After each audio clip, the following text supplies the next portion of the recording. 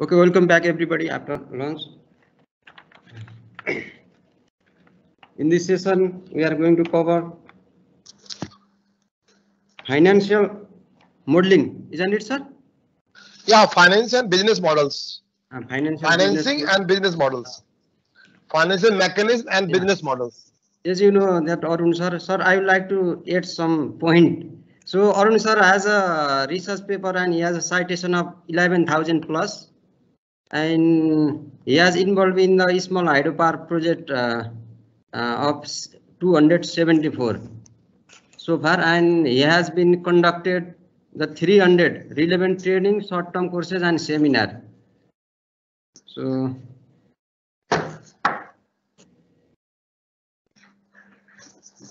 yes, sir, please. I had few points. Okay, yeah. Thank you. Thank you, Mr. Tula Ram Podel. And welcome back to this session, which will be a little bit, though we call a non-engineering session, but in small scale hydro, you need to learn everything. You cannot say that I'm an engineer, I will do only engineering, I will not do the financing, I will not do the policy, I will not do the regulation. You have to do everything, because small hydropower, people cannot afford to have individual experts in every area. Of course, you can take a consultation with them, but you need to learn. So when you learn something, then you always helpful for this. So I would like to be talking. In fact, in this hour, I have using some of the slides from a banking institution, one of the few banking institutions, and one of the slides from some slides from our recently we conducted an online, a conference for small hydropower where we talked about financing and insurance, because insurance is often neglected, and that causes a lot of problem. Because when some natural something happens by nature or otherwise, then you are at a fix from where the money comes in. Who will support us? And some kind of tragedy happens, then you keep on blaming a small hydro rather than not having the insurance. So these are some of the things which I would like to highlight in this hour. Since we are running late, I would like to say that I will continue with this lecture, and because in the discussion time, perhaps maybe we can squeeze a little bit if you have to complete that at the same time. So let me now share the, I will also say that in case you feel like intervening me even in between, in this case, because this is a policy related matter, I'm not necessarily that I have to go through each and every slide. These slides can be always seen, because this slide does not give each and everything, but it will give a good outline and good understanding of the subject. So 1 second. Anand, I'm in the class now till 6 p.m. Thank you.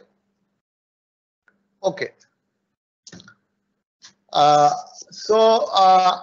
will be covering on that, but if you feel any of you or any kind of doubt you have, and still I don't find women participants, I would like to ask them to please raise your either hand, or you can just unmute, you can disturb me. So there's no issue, because I'll be there till 6 p.m. today, all the time with you, along with Dr. Dital, who will be coming for next 2 slots. Okay, now let me come on this, and then I will be talking about it here, and this is here, this is here. Hope you are able to see my slides.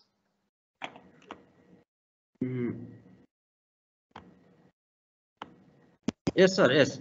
Okay, very good. I just wanted to check it.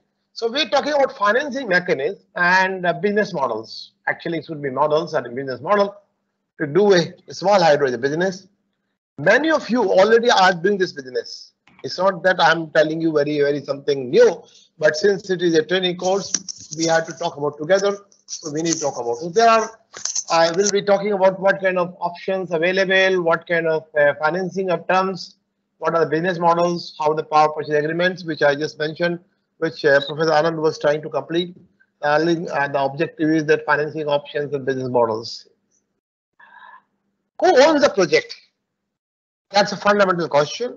Electricity normally is considered to be a commodity, But then people say that it's my right to have the electricity.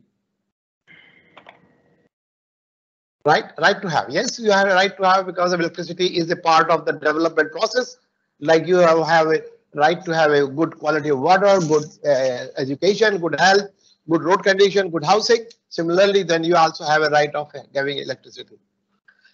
In the cities, in the urban areas, normally the light part, electricity part is taken care, because my lot of business activities are related to that, and most of the government have focused in addition to the rural areas, but by and large they're much focused on the urban area. And for that region, urban area, even a country where there's not much of hydropower or power is there, still they manage something with the in the urban area. But in the rural areas where most of the small hydropower sites are there, this particular thing is normally done. So whether it's a government or a private or a joint venture or a charity. When I say charity, I also call it NGO, because they collect the money from somewhere who does not want the money back, or some charity like foundation, Aga Khan Foundation, Mahindra. It used to be Mahindra Foundation earlier. There are many foundations which have some small budget which are available to be given for doing some good projects of that. But that's very, very plenty. It's not joint venture, but joint venture between government and it could be anywhere. It could be government, private. It could be government, private. It could be, private, government plus government. Well, government plus government becomes only government, but it still could be a joint venture where two government institutions can play a role. So these are the joint ventures. Normally in a small hydro, you will not find many. You will not find many. You will find by and large either the government owned or the private sector owned. You see? 30 years back, 25 years back, the telephone used to be owned by only the single player. That's called government used to player. Telephone is also a service, right? So that used to be only the government. But the whole last 20, 30 years, the private sector has jumped into this business. So today, everything cannot be done by government alone. In fact, even in governance, the government takes the help of the private sector. So this kind of things should be very clear on this. In terms of what are the financings options available, all of us know that you try to get some capital support. You have the equity, that means you want to put your own equity as an investor, investors' money, credit loan from the institutions, some inversion of interest that could be through this process or from any other process, and generation-based incentives. So, in fact, this is a part of the subsidy. That could there are subsidy can be given in the form of A, capital subsidy, B, some reduced interest subsidy, or generation-based subsidy. So there are three modes of subsidizing. And most on charity is the one which I just explained, that here O&M cost normally charged and the capital comes supported from some charity institution, whether it could be a government also. And commercial is the one where the return on investment along with the profit is a must. If you don't have these possibilities, then that project cannot be taken as a commercial project. So to have a commercial project, you need to have a good return on investment and certain level of profit. Whereas the return of investment, not necessarily that fixed one, but this becomes part of this one. So these are the financing mechanisms. Now, I don't think that one need to know who will provide me subsidies. Normally, subsidies are provided by some mechanism from the government. Government can have also take a loan and then they provide subsidy, but then whole burden of that subsidy goes to the government. So normally subsidies or this kind of reduced interest or incentives, these are all provided by the government. So government must have a will. They must have a will to do.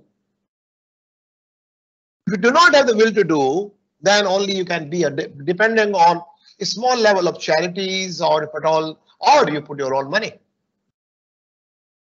And this is your these are we call them IPP, independent power producers, and it's also called private.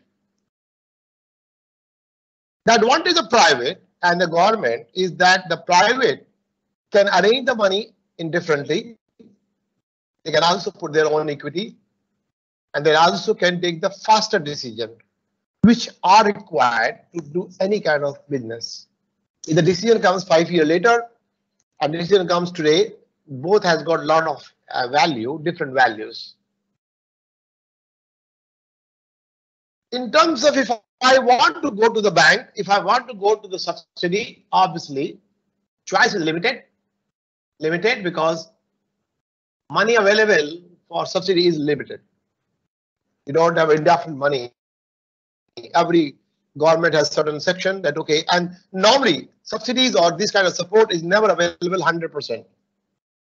Mostly not available 100%, except some small things or something like that. Mostly these money is available.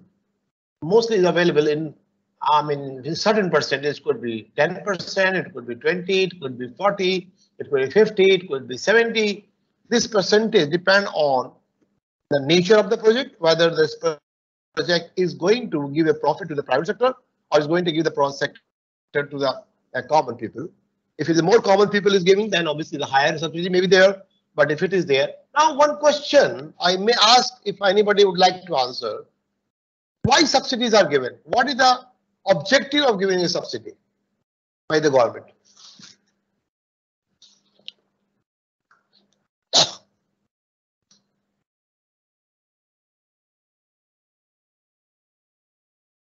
Yes, please. Any one of you would like to say on that? Why subsidy? What is the purpose of the subsidy? Providing subsidy by the government.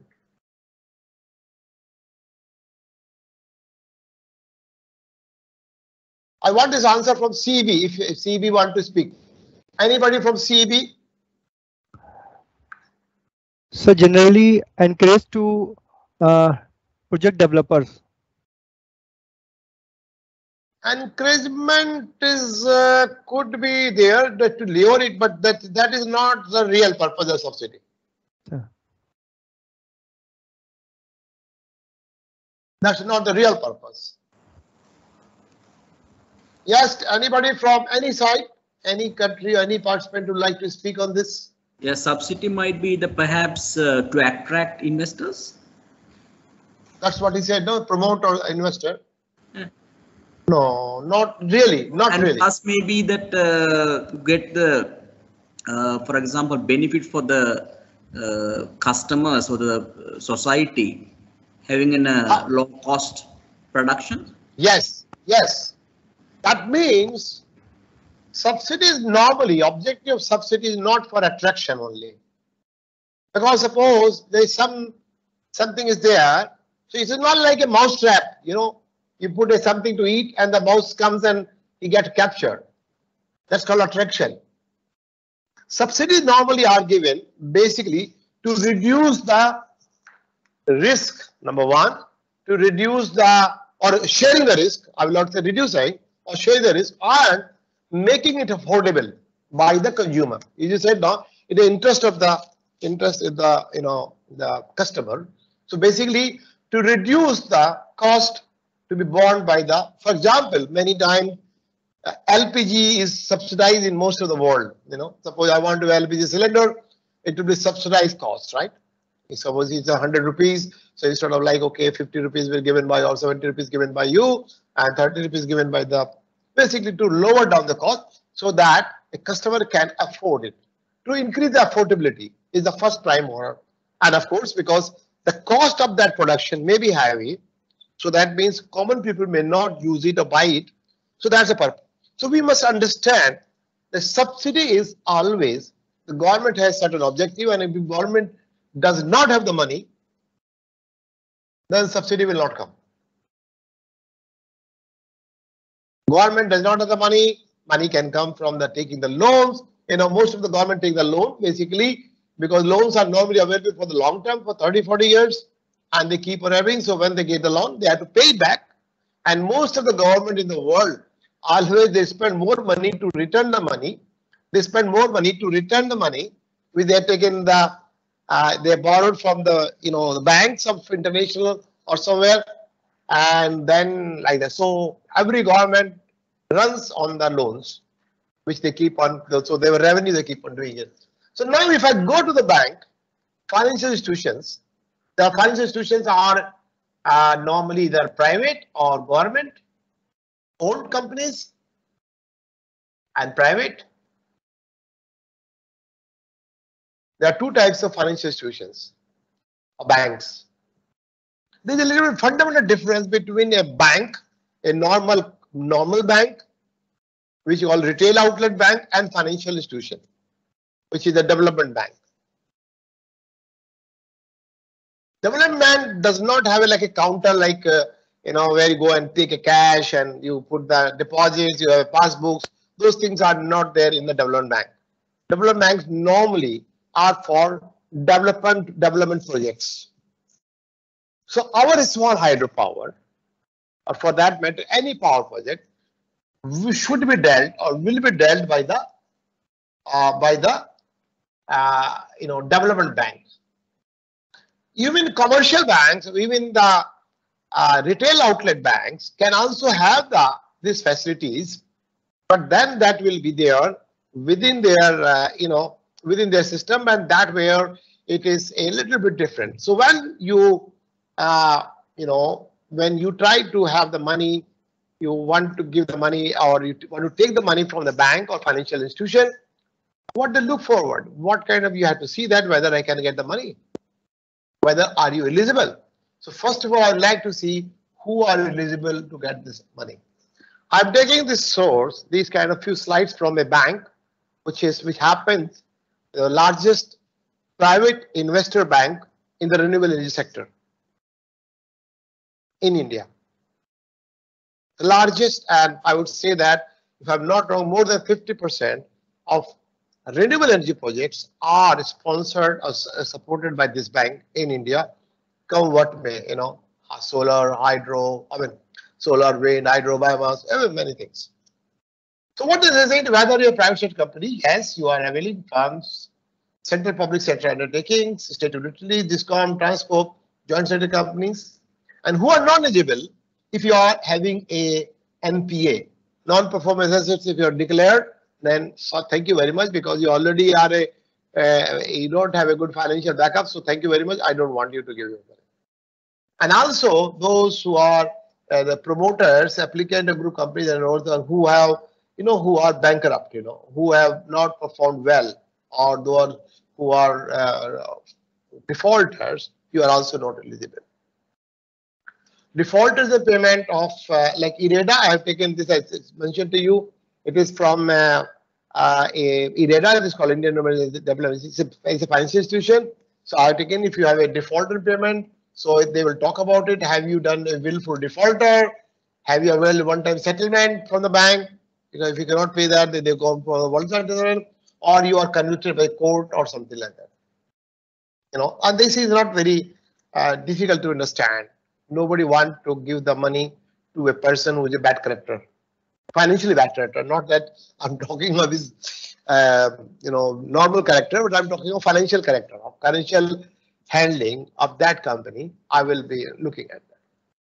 So when you apply, you have to apply with the clearance from the, nodal agencies. You have to have an implementation agreement. You have the land acquisition. You have to tell them what kind of land acquisition status is there, what is how you are selling the power, what is the power revocation arrangement, and what is the source of equity from where you are going to bring the money in the project as a part of your equity.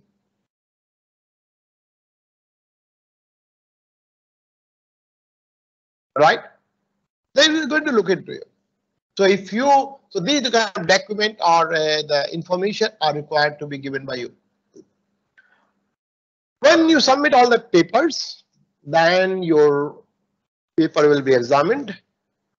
That will be doing a technical evaluation. First is the technical evaluation. How the project is going to perform.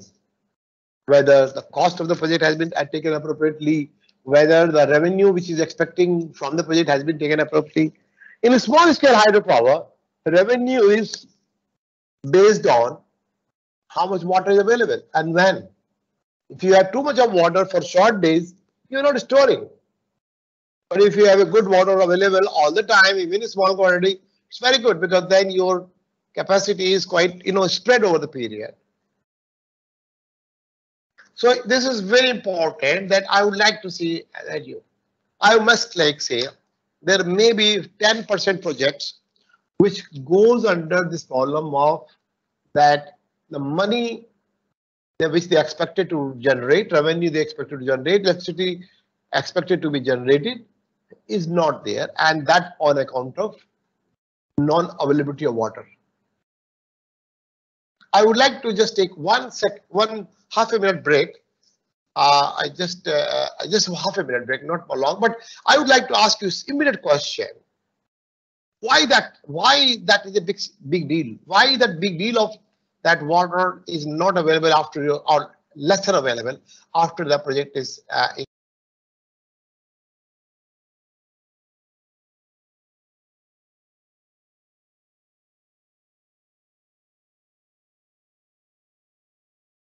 Excuse me, sir. I think he's up.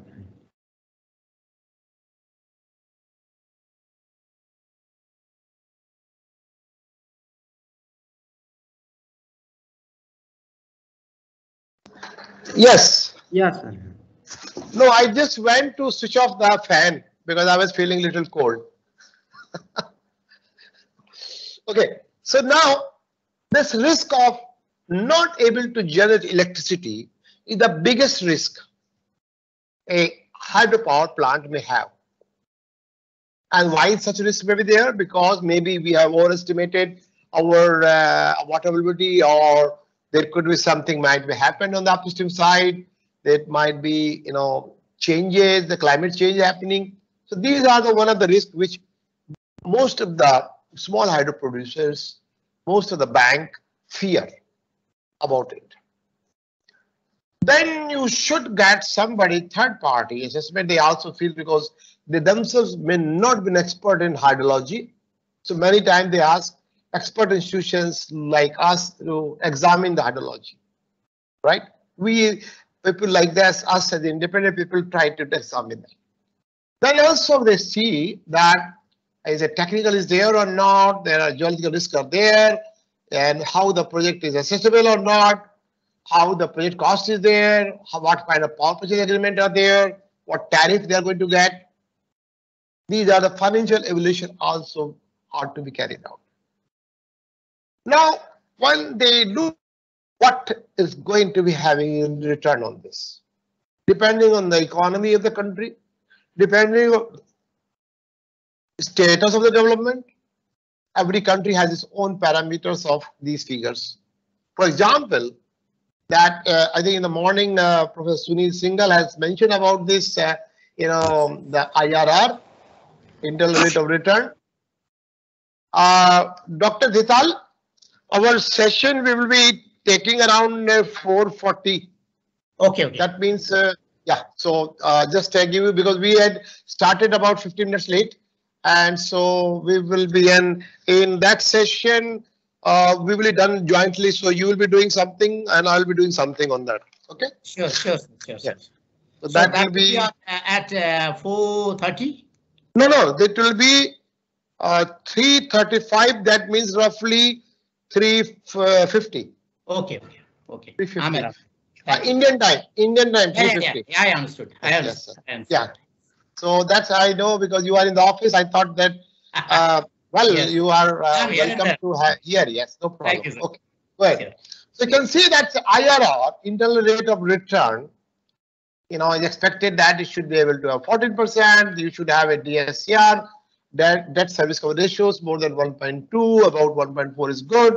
Then you have your break-even points and your net present value, cost of generation should be there. So asset coverage ratio should be 1.2. So these are the things bank look into your project, and then they evaluate, okay, the project there.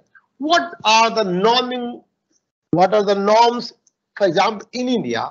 But I'd like to say this vary from country to country depending on the economy of the country, the development status of the country, and financing available in the country. You know, this is not a. So I'm just giving us one example. Like here, up to 70% of the project cost, accepted project cost, not the project cost which you say want to say, because every bank will evaluate the project cost the way they want. So in that basis, they will do that, and then rate of interest. And now the rate of interest has gone down up to 9%, and actual rates could be there. And then you have moratorium period, and this could be up to 20 years. And some, if you have a bigger project, then exposure limit will be there. You may have a consortium of the banks. And then there are risks available, as you said, that they will have to evaluate, assess and evaluate the risk. Hydrological risk or geological risk, there are very delay in the land acquisitions, multiple clearances may take time, the regulatory issues, grid connectivities, local people resistance is one of the also a barrier which is happening for the last 20-30 years, not before, but now it is happening. And then sometimes, you know, smaller projects also, they are not very economically durable.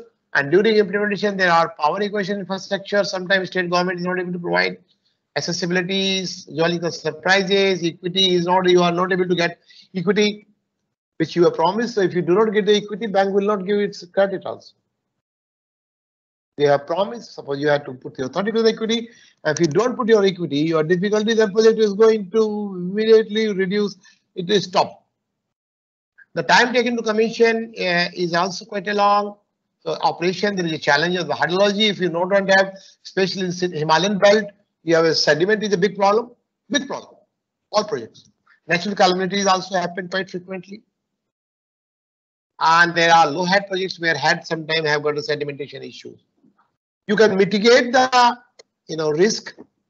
You have external internal rating of the borrowing companies. You have to see the documents. You have to see what kind of experience of the company in dealing this subject, how the assessment of technical capabilities, their technical feasibilities, all these are required to be taken care. Many times, bank appoints a lender engineer,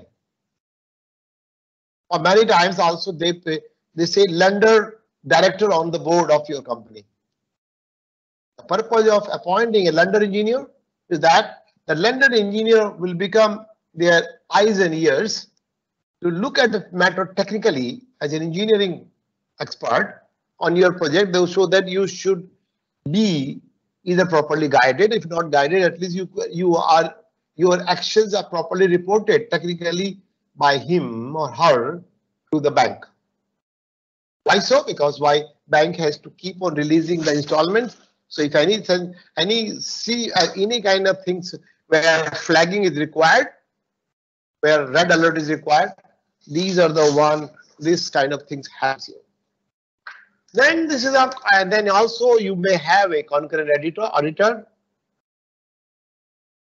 And then for the big projects, this financial bank does not give more than 50% of the cost as its own thing. And then this is highly important topic. You may ask me, what is this bank is going to do with the social environmental things? Well, social environmental is not a thing, but if for social reasons your project is not performing, then what this bank will do? Bank will not get its money back.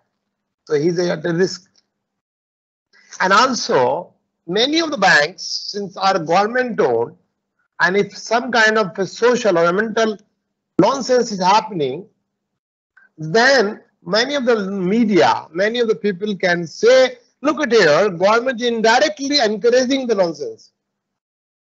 So the bank is providing the money and this is encouraging nonsense. So this is a very, so most of the time, these issues, if are not properly envisaged, visualized and handled, this can become serious problem and the project may get, started. So this is another one. So I've said that financial, and now I'll be talking to you on insurance a bit. Financing and insurance are like blood vessels and security cover. I'm sure private sector, if you are here in the member who are listening me on these particular things, if they know that if you do not do the insurance, they will have the problem, very serious problem. Because what is the purpose of insurance? The purpose of insurance is to take care of the risk, to mitigate the risk, to handle the risk of on account of flood, earthquakes, fire, sometimes unrest. So those things are to be taken care of. And also the insurance towards your, not only the property, which is capital which has gone into from the project fund, but also the soft power of the project, that's called human power. I very strongly urge all of you that if you have a project of any capacity,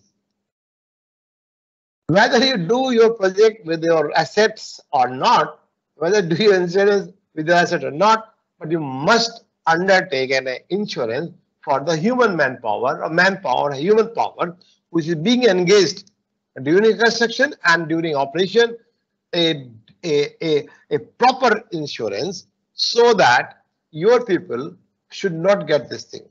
In fact, on this matter, we have discussed quite a lot. We are debating in India quite a lot. In fact, there is a Federation of Indian Small Hydropower here and here. Many times it has been told that some of the developers, they don't undertake this insurance, and that gives the trouble. Because what happens in case of calamity, in case of difficulties, what will happen? The power producer is normally a small bar, and that the poor fellow who is working out there, they will get it. In fact, we did a couple of workshops here along with these insurers and the insuring agents and etc. And we found, you might have heard in February this year, there was a glacier burst. There was a glacier burst there, and one of the power plant of 13 megawatt was completely washed away because there was a 30-meter wall of the water which came through this glacier burst. 30 meter high water wall with mud and boulders and etc. And that project has been completely washed away. And when there were 52 persons working at that time, because that was the time when maintenance was happening. So not only the permanent staff of the power plant, but hired people from the contractor were that time the working. It was in the morning at 10 o'clock or something like that. And you can see the 54 people lost life. Now, who will get compensated? And the bank, the institution did not have the cover except for those who had the project did not have a cover for the manpower. So I would like to mention to you, this is a very straightforward. And here in the recent workshop, this particular point has been debated for 2 hours, and I have taken some of the slides from that group. And I would like to mention that in today's scenarios, you see the interest rate. We are asking, the people ask that developer asking, why not reduce the interest rate? The global interest rate is only 4%. Why 9%? But this is the same thing which happens with a lot of issues. Security. What kind of security? Why you want to the directors personal security in the project? And also there is a first charge on the escrow account, and many projects suffer due to inavailability of additional collateral. Collateral is the process through which bank keeps the guarantees from you, and processing fees should be minimal, and DSR of two parties should be built within 2 hours if you are not able to make the payment. And contingency loans should be available, because many times you may have some problems in between. That time from where the money will come. So must have some contingent loans should be available. That kind of issues as a financing mechanism has been raised. Special provisions become for flood disasters. Because in the flood, your diversion weir may be washed away, or you may get damage for some part of your subcomponent of the project, and that is the time you require the money. From where it will come in the money, because you already not paid the money back to the one. So timeline for processing, etc., the tariff and regulator linked with the data commissioning. So these are like fine details. I would suggest to you to go through a little later, but I'll now come back to other new things. Insurance should be available without fail, and all kind of risks should be given to the projects. And when you do it, you take it professionally, because when you may take the insurance, but if you do not register it properly, you do not keep the paper properly, if you do not maintain a protocol of keeping the monitoring, the insurance company, when it comes to a problem, that time he will run away. He say, no, you do not have this paper, proper paper, so no, I can't give you the money. We can't give you insured money. So you might have thought, okay, I'll get money back. My insurance company will not give you until you need to maintain the proper protocol. For that, you must learn from them. You must know that what kind of protocol they expect. So these are the fine tuning as an insurance company you need to understand. And also these kind of breakdown policies, loss of profit policies, these are also, you can also, if your machine gets breakdown, you can also avail the policy through a policy. If you are having a loss of the profit, or you are having the loss of the project, that insurance also you can have. Because what is insurance? Insurance is a system where you pay money annually, and then you are insured to take care of the risk. So it's a risk coverage mechanism. Our prediction should be on the reinvestment values, because many times today you have done a project of say 100 rupees, $100 or 100 rupees, and now after 10 years, this particular project suppose has washed away by the flood, so you have to rebuild it. Suppose you spend $100 here, so if you have to rebuild it, how much time, how much money will it take? Maybe you require $150 for the same thing. So if you do not do the insurance, keeping in view the the present value of that component, the insurance will give you only from that. So you need to insure keeping in view the present value of that product. And some mechanism to be adopted so that surveyor and person settling claims are in line with the commitment. Because insurance is a big issue, and since we have debated it quite in detail, and I'm talking about coverage of personal accident policy for the employee as a third party or contractor insurance must be undertaken. Medical coverage for the workers, medical coverage for workers along with their families, insurance for hydrology. If you do not get the water, will insurance company will cover you? This all depends upon, most of the time they may not cover. Most of the insurance company may not cover this kind of thing. Now, Professor Anand was started talking about the power purchase agreement, and I must say that power purchase agreement being a very important item. You can have a transmission agreement for the captive power plants. You can have open access agreement, then you can for captive power plant, you can have bulk supply agreement. But these are the commercial agreement which happens. So PPA is a very important contract between generator and purchaser. And purchaser can be anybody. It can be a distribution company, it can be a trader company, it can be directly consumer also. The PPA is an important characteristic. Sanctity is very critical, and each and every fine details should be part of the contract. If you do not have that part of contract, you will be doomed.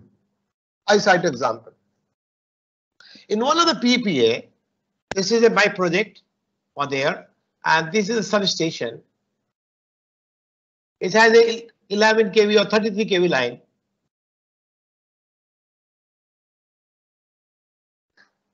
And there were a lot of, distribution were there, villages were there.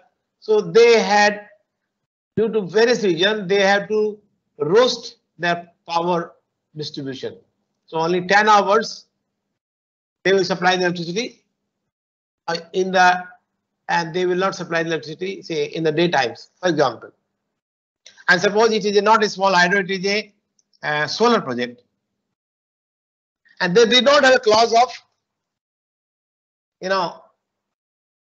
what they call deemed generation. They did not have a clause of discipline of the power evacuation.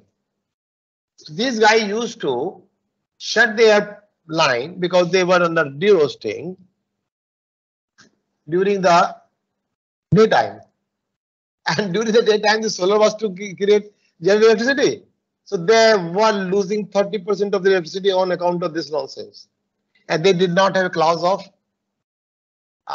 power evacuation discipline.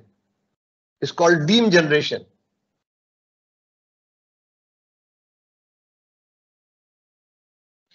If your power equation, which normally will be owned by the private sector, public sector, government sector, suppose that does not show that discipline,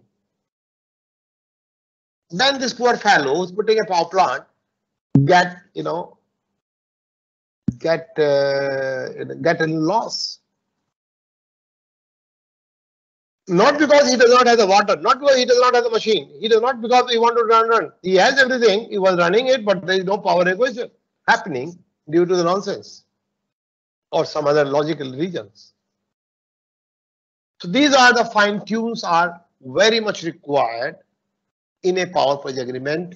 So when you do a power purchase agreement, you have to be very clear.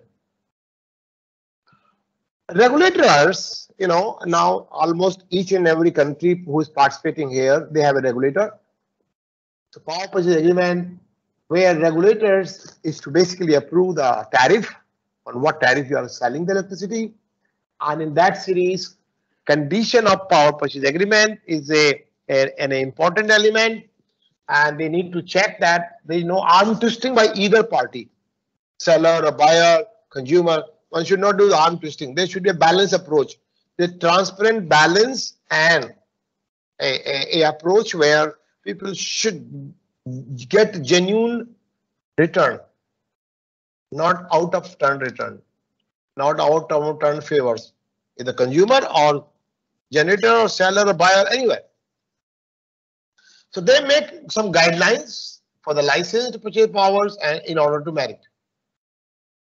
Now I come to the next part of the, the talk is called business model. What business model I should have? So far I was talking to you. I did not talk much about subsidy because subsidy is the one which that, okay, how much I can get it. Normally it could be based on capacity wise. It could be also based on lump sum amount. It could be based on generation based. Okay. If you generate, say, so many units, I will give you per unit this much amount. Suppose your cost of electricity coming at 5 rupees a unit, but market is only picking up 4 rupees unit. Okay, I will give you 1 rupees unit as a support so that you are not at a loss. You are at a return on equity. So these are the, I would say, very commonly thing known to you. And I would like most of the country does not have this money nowadays available to these small hydro sectors. The smaller sectors used to get these kind of favors earlier, but nowadays all over the countries, these favors are very much less now. They are available somewhere, but not in a big quantity. So what is the business model now? The business model is that I should have the electricity, I should get 24 electricity.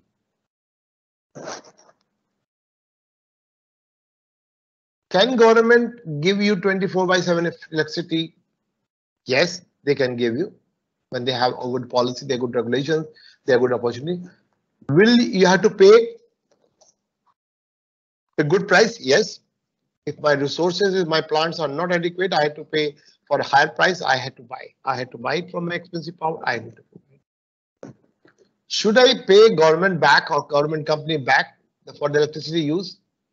This is a question when the payment coming back. Sometimes we are thinking, no, it's a job of the government. Government should provide free. And then we have politicians who say, I will give you 300 unit free, 200 unit free. I will give you this free, that free. Politician declares while they seeking the elections. So if free comes here, from where the free will come? So that's another question. Here is the consumed as a production, the cost of storage is high. I cannot keep the electricity stored. I can keep through the storage system like battery or pump storage, which is also a water battery. Countries are also concerned about energy resources. It is essential as water and air. It is electricity availability and improve in economic and social life.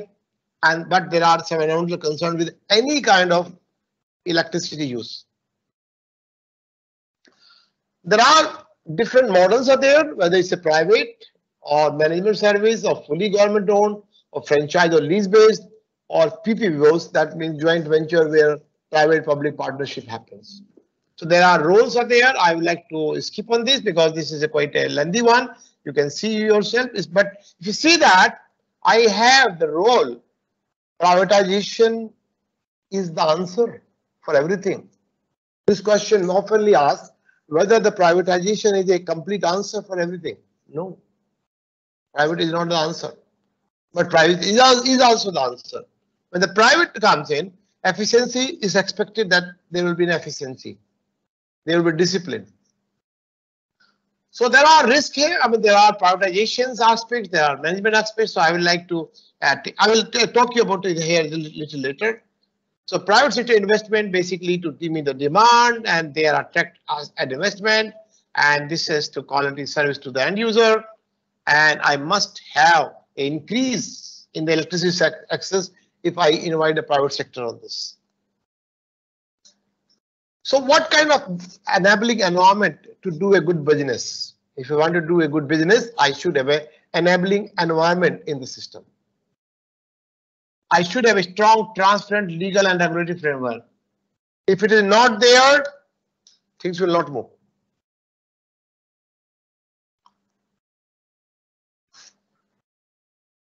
Things will not move.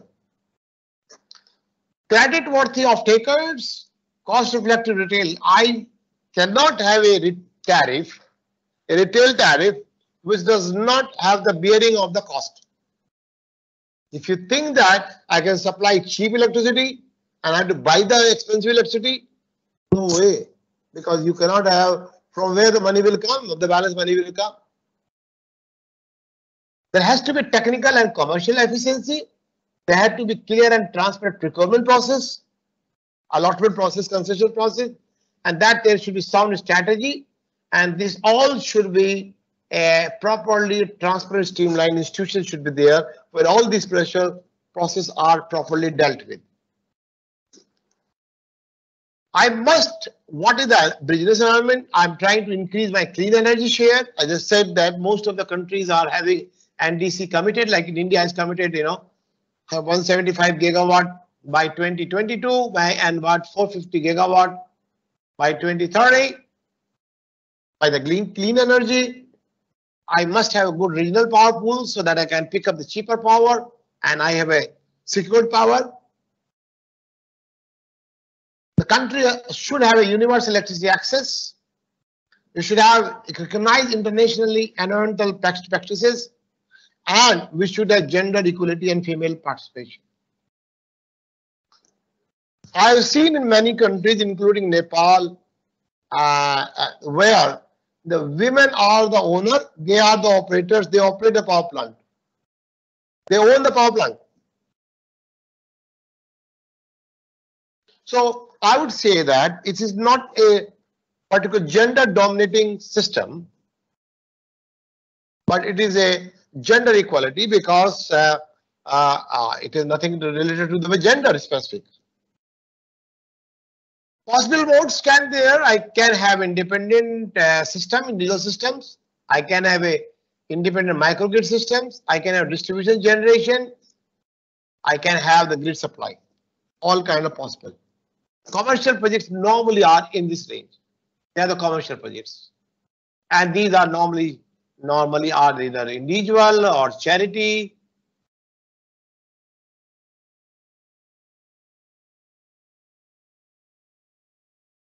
The grid connectivity options are there. You can have a non-availability of grid and grid. Well, if it is a grid is fine. because they are give you a good utilization factor of that system. And non-availability where there I can have it off-grid systems. And I would like to say there are a lot of clearances. Of course, I can skip here. That's not required. These are some models which are being tried in one of the state here, where for off-grid applications, there are implement agencies, there are project developers, and they are these kind of details are there. Then there is a gap in the cost and revenue. So that gap should come from where? But the government should probably fill it up. If the government doesn't fill up, this will not be able to run. But then I have the ownership where I should have a good check, and there should be some money can be given by that government, and this is where some revenue sharing. Suppose you collect 3 rupees, and this is all government supported project is there. Government has put in all the money in the project, and you are having 3 rupees per unit from this project. So technically speaking, this money should go to the government.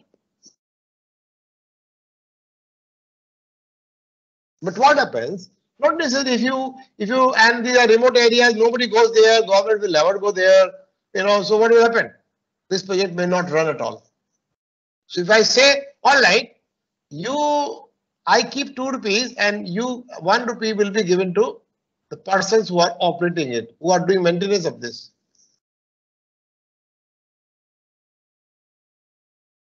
Will this project work? This project will work. Success of this project will be very high. Or you can also say that, okay, the 2 rupees should be deposited in the village account, and village should be able to spend that money in the village only for roads, school, build, hospitals, anything with their life. So that people are quite careful in spending that money, because this money belongs to them. Even the government has to put the money. So these are the ownership model where the option is there. I can have a monthly tariff, revenue sharing can be there between 2 owners, and also you can have that all one expenditure are allotted. I can also give it to somebody else. Most of the financing part, there are cross linkages. In especially off-grid projects, you must link with other purposes. You must have a kind of irrigation, drinking water, community saving, health, forest. If you are able to leverage all these things together, your success of the project are very high. And once electricity is available in the rural areas, that time my opportunities for various activities increases a lot. So I must have, this is a policy which I taken for the Nepal, but now as per the, I'm not just talking policy, I'm just talking business model. This is quite possible there.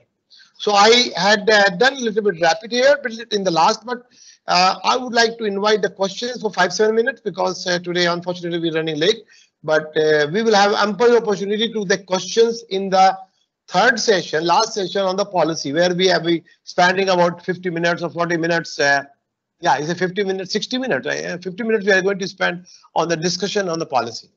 At that time we can take up those questions. But right now, 2 or 3 quick questions. Please go ahead.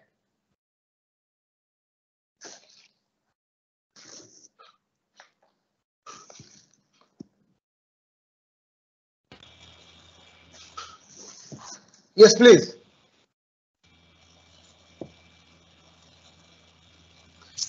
I will invite a quick questions, 2-3 questions. Sir, may I ask question, sir? Yeah, why not? You are also good. Yes. Regarding financing of hydropower, sir. Okay. So in I think South countries there are only traditional bank, isn't it? So it doesn't matter how they are big or smaller in number. So they have same time of policy, na? So they allocate same proportion of money to hydropower. But why not so differentiated, diversified other this financing agency kind of innovating financing? What the developing countries are doing? Like I would like to say, yes, yeah. Very good. See, as per the ratio of the financing, the debt and equity, normally these are normally governed by the government policy. But bank may have their own policy because bank is a commercial venture. Bank is a commercial entity. They can have, like we have somewhere bank who does not give in 70. They want to only 50. There are some banks who give even they are ready to give 75.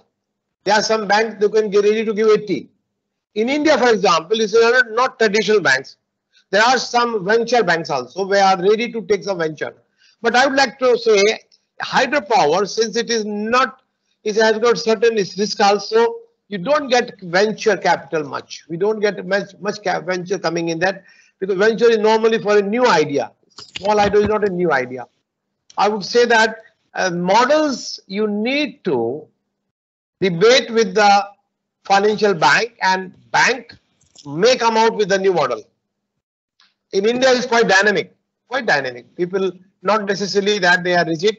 And I saw the dynamism also in Sri Lanka in 2002, from 2002 to 2007. I saw certain dynamism there also. Different rates even of the interest. Of course, they will be minor. I mean 2%, 0.2%, 5%. But when you talk about $10 million or $50 million, this even 0.2% matters a lot. So this is not a closed shell. This is not a closed shell. No, I would say that depending on the economy, because economy plays a big role. Because financial banks, where economy is a bigger issue, because banks run with the money. Banks do not go with the emotions. So I think models are available and they are flexible. They are flexible and they also see what kind of opportunities are there. After bank is until they give the money, until they get the interest, how they will run their expenditure. And there is certain degree of risk also. Yes, Mr. Bulbul, please. Thank you, sir. You have to unmute, Mr. Bulbul. No, you have to unmute yourself. Oh, okay, sorry. Dear sir, very excellent your presentation, previous and today, excellent. My question is investment cost plus profit and equal to the sale and the recovery. That is this recovery in the how years? This is the one question. And the second question, this time is Professor Ananda Kumar. There is some presentation is income tax. In Bangladesh, this is the renewable energy programs. There is a tax in the free. Can you in India, there is a present the Gujarat state. This is the income tax 21 to something, 29 or 30, 20. This is my clarification in the South Asia region. In Bangladesh, this is the renewable energy program. Mr. Bulbul, your point relates to the policy, which will be the next lecture. The policy, whether income tax holiday is there, whether so I'll be talking. We will be talking about this in the next lecture. Income tax holiday is not part of the financing. Income tax is done. Holiday is a policy matter. It is a government policy matter. So we will be dealing this subject in the next hour, next lecture. So your question, I'll keep it there. And then we have Mr. Acharya Sujan. You have question. Then after that, Namiz Musafir. Yes, sir. Thank you, Professor Arun, for an adorable presentation. So I have one question. As we know, financing is one of the key factors for hydropower development, but the bank and financial institutions are not interested to invest in hydropower. They are forced to invest due to the Nepal Rashtra Bank rule about to invest at least 10% to the sector. So how the financial institutions are encouraged to invest in the hydropower project? What would be your suggestions regarding in that case? You see, any bank has to do the business, and they would like to do the business which is more safe business. I have mentioned in the initial class 1, I just cited an example of even India. I would like to be, but Sri Lanka, just give an example of Sri Lanka, which is maybe easy to understand. In 2000, banks were not ready to give the money to SHP. But in 2005-7, banks were chasing the customers. Please come and take the money from us. So it is, you had to make a capacity building. Capacity, number one, is the bank that please ready. But if your venture is risky, bank will try to not come forward to the money. Anybody, because bank would not like to see. So this is, if you are able to show some good demonstration, some good samples, good demonstration that this is the revenue, bank will come very forward. I tell you, very forward. And I keep on citing the example of Sri Lanka because I've seen myself, 2000, no bank used to come, Nowadays, in 2008, people just went like this. So it's all depend upon, they saw good return because in 2004-5, a lot of booming was happening in Sri Lanka in terms of small scale hydropower, a lot of investor coming, local investor, not outsider. And they were doing very good business and banks were giving money very easily. But now it's not there. If you, in India, a small scale hydropower, you may get the bank easily. But if it is a risky area, no. So it's all, bank are very simple. I would like to hear Mr. Namis from Sri Lanka. Mr. Namis.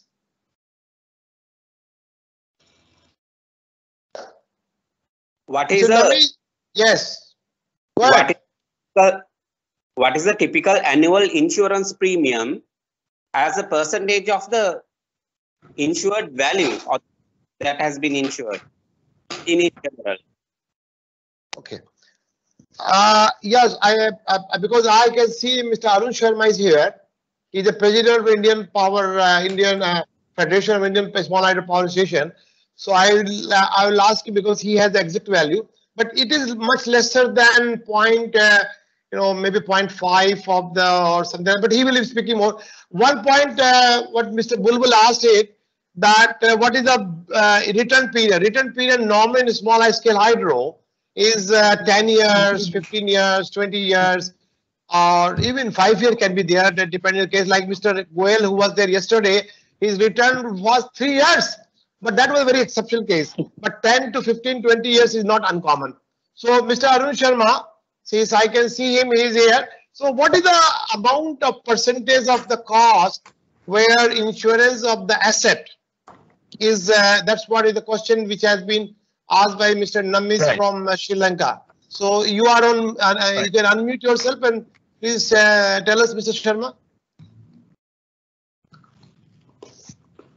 Okay, thank you for this question, and thank you, Dr. Kumar, for inviting me. You see, that you have to first think that what kind of risk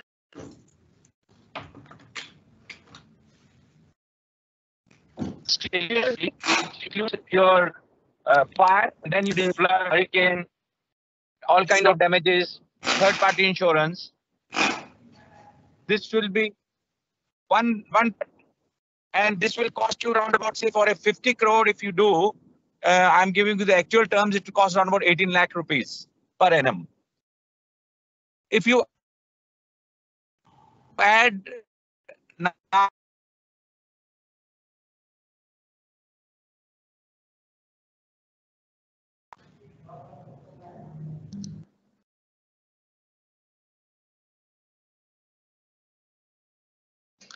Mr. Sharma, your voice is broken. I think we will be. But also your workman, which was being described. So this is the actual ratio you can calculate, but for a 50 crore. Mr. Sharma, your voice is cracking is too much. We can't hear you. Cost more also, and sometimes you forget. Mr. Sharma, your voice is cracked completely. We are not able to hear you. Okay, actually, I'm traveling. Okay. Dr. Anwar, I'm traveling. So I will ask you in the later evening. I will give him the figure in the. So you can, we can talk in the evening and I'll give you the figure tomorrow to them. Okay. So, okay, Mr. Nazir, this is an order which I will give you more detail in tomorrow morning. Okay. Okay, approximately 1 as he said. So, Mr. Podal, now I think we should break for 5 minutes and then we go to the next after that 5-minute break. Mr. Model, you have to unmute yourself. Yes, sir. Yeah. Sir, I will call you in between. Yes. Okay, fine. Thank you. So we break for 5 minutes. I will come back here, and then we'll be talking about policy. And then this time we have Dr. Dital from Nepal also. So he'll be talking about, since I spoken night now, so I will ask him to start. Though initially I thought I will do because I am covering Nepal also a bit. But when he speaks, he will be speaking. Mr. Dital, you will be speaking because I have to cover all other states. So you'll be covering about 20 minutes. 20 minutes you will cover for that. That's fine. That's fine, sir. Yes, Definitely. All right. Okay, very good. So I'll see you in 5 minutes, please. Sure.